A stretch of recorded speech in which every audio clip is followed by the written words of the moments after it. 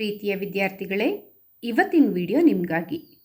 ಮಕ್ಕಳೇ, ನೀವು ಸ್ಕೂಲಿಗೆ ಹೋಗ್ತೀರಾ, ಪಾಠ ಕೇಳ್ತೀರಾ, ಸ್ಕೂಲಲ್ಲಿ ಕೊಟ್ಟ ನೋಟ್ಸ್ ಬರ್ಕೋತೀರಾ, ಮನೇಲಿ ಬಂದು ಹೋಮ್ವರ್ಕ್ ಕೂಡ ಮಾಡ್ತೀರಾ. ಇಷ್ಟೆಲ್ಲ ಮಾಡ್ತೀರಲ್ವಾ? ಆದರೆ ಬರೆಯೋದೇನೋ ಬರಿತೀರಾ, ಬಟ್ ಹೇಗೆ ಬರಿತೀರಾ, ಹೇಗೆ ಬರಿಬೇಕು, ಹೇಗೆ ಬರೆದ್ರೆ ನೋಟ್ಸ್ ತುಂಬ ನೀಟಾಗಿ ಕಾಣುತ್ತೆ ಅನ್ನೋ ಸ್ವಲ್ಪ ಕಿವಿ ಮಾತು ನಾನು ಹೇಳ್ತಿರೋದು ಕೇವಲ ಪ್ರೈಮರಿ ಲೆವೆಲ್ ಸ್ಟೂಡೆಂಟ್ಸಿಗೆ ಮಾತ್ರ. ಮೊದಲನೆಯದಾಗಿ, ನೀವು ಪ್ರತಿನಿತ್ಯ ನೋಟ್ಸ್ ಸ್ಟಾರ್ಟ್ ಮಾಡ್ತೀರಲ್ವಾ? ಆವಾಗ ಪ್ರತಿನಿತ್ಯ ನೀವು ಡೇಟ್ ಬರೀಲೇಬೇಕು. ಈ ರೀತಿ ಡೇಟ್ ಬರೆಯೋದ್ರಿಂದ ನಿಮಗೆ ಆ ದಿವಸದ ಡೇಟ್ ನಿಮ್ಮ ನೆನಪಲ್ಲಿ ಉಳಿಯುತ್ತೆ. ಹಾಗೆ ಈ ರೀತಿ ಡೇಟ್ ಬರೆಯೋದು ಕೂಡ ಒಳ್ಳೆಯ ಅಭ್ಯಾಸ. ನಂತರ ನೀವು ಒಂದು ಪಾಠದ ಹೆಡ್ಡಿಂಗ್ ಬರಿತೀರಾ. ಯಾವ ರೀತಿ ಬರಿಬೇಕಂದ್ರೆ, ಒಂದು ಪೇಜಿನ ಮಧ್ಯಭಾಗದಲ್ಲಿ ಈ ಪಾಠದ ಹೆಡ್ಡಿಂಗನ್ನು ಬರಿಬೇಕು. ಅಂದರೆ ಸ್ವಲ್ಪ ದೊಡ್ಡ ಅಕ್ಷರದಲ್ಲಿ ದುಂಡು ದುಂಡಾಗಿ ಬರೆಯಬೇಕು. ನೋಡಿದ ತಕ್ಷಣವೇ ಇದು ಪಾಠದ ಹೆಡ್ಡಿಂಗ್ ಅಂತ ಅರ್ಥ ಆಗಬೇಕು. ಸ್ವಲ್ಪ ಈ ರೀತಿ ಹೈಲೈಟ್ ಮಾಡೋದು ಒಳ್ಳೆಯದು. ಹಾಗೆ ನಂತರ ಪ್ರಶ್ನೆಗಳಿಗೆ ಉತ್ತರಿಸಿ ಅನ್ನೋ ಸಂದರ್ಭ ಬಂದರೆ, ನೀವು ಮೊದಲನೆಯದಾಗಿ ಪ್ರಶ್ನೆಗಳ ಸಂಖ್ಯೆಯನ್ನು ಬರೆಯಬೇಕು. ಉದಾಹರಣೆಗೆ, ನೀವೀಗ ಕನ್ನಡ ನೋಟ್ಸ್ ಬರೀತೀರಾ ಅಂದ್ಕೊಳ್ಳಿ. ಆವಾಗ ನೀವು ಕನ್ನಡ ಅಂಕಿಯನ್ನೇ ಅಭ್ಯಾಸ ಮಾಡಬೇಕು. ನಂತರ ಪ್ರಶ್ನೆಯನ್ನು ಬರೆದ ಕೊನೆಯಲ್ಲಿ ನೀವು ಪ್ರಶ್ನಾರ್ಥಕ ಚಿಹ್ನೆಯನ್ನು ಹಾಕಬೇಕು.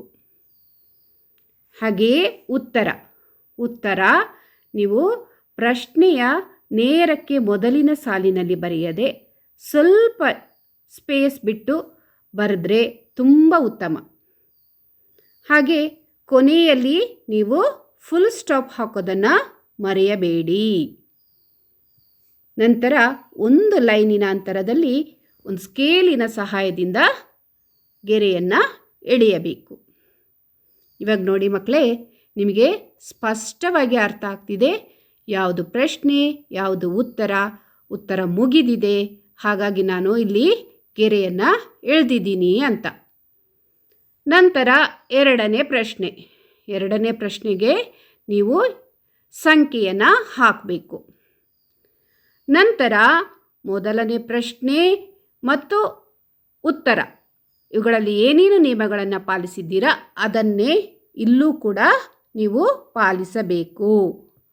ಹಾಗೆ ಎರಡನೇ ಉತ್ತರ ಮುಗಿದ ನಂತರ ಪುನಃ ಒಂದು ಲೈನಿನ ಅಂತರದಲ್ಲಿ ಸ್ಕೇಲಿನ ಸಹಾಯದಿಂದ ಗೆರೆಯನ್ನು ಎಳೆಯಬೇಕು. ಹೀಗೆ ಮೂರನೇ ಪ್ರಶ್ನೆ. ಇದೇ ರೀತಿ ನೀವು ಬರ್ಕೊಂಡು ಹೋದಲ್ಲಿ ನಿಮ್ಮ ನೋಟ್ಸ್ ತುಂಬ ಅಚ್ಚುಕಟ್ಟಾಗಿ ಕಾಣುವುದರಲ್ಲಿ ಸಂಶಯವೇ ಇಲ್ಲ. ಹಾಗೆ ಇದರ ಮಧ್ಯೆ ನೀವು ನಿಮ್ಮ ಅಕ್ಷರಗಳಿಗೆ ಹೆಚ್ಚು ಒತ್ತನ್ನು ನೀಡಬೇಕು. ಅಂದರೆ ತುಂಬ ನೀಟಾಗಿ ಬರೆಯೋಕ್ಕೆ ಪ್ರಯತ್ನವನ್ನು ಮಾಡಬೇಕು. ವಿದ್ಯಾರ್ಥಿಗಳೇ, ನಾನು ಹೇಳಿರೋದು ಈ ಕೆಲವು ನಿಯಮಗಳು ಕೇವಲ ಪ್ರಾಥಮಿಕ ಹಂತದ ಶಾಲಾ ಮಕ್ಕಳಿಗೆ ಮಾತ್ರ. ಯಾಕಂದರೆ ದೊಡ್ಡವರಾಗ್ತಾ ಹಲವಾರು ನಿಯಮಗಳನ್ನು ಪಾಲಿಸಬೇಕಾಗ್ತದೆ. ಈ ಪ್ರಾಥಮಿಕ ಹಂತದ ಮಕ್ಕಳು ಇವಾಗಲೇ ಇಷ್ಟು ನಿಯಮಗಳನ್ನು ಅಭ್ಯಾಸ ಮಾಡಿಕೊಂಡ್ರೆ ಮುಂದಕ್ಕೆ ಅದು ರೂಢಿಯಾಗ್ಬಿಡುತ್ತೆ. ಹಾಗೆ ನಿಮ್ಮ ವಿದ್ಯಾರ್ಥಿ ಜೀವನದಲ್ಲಿ ಅದು ಉಪಯೋಗಕ್ಕೂ ಕೂಡ ಬರುತ್ತೆ. ಈ ವಿಡಿಯೋ ಇಷ್ಟ ಆದಲ್ಲಿ please like, share and subscribe. Thank you.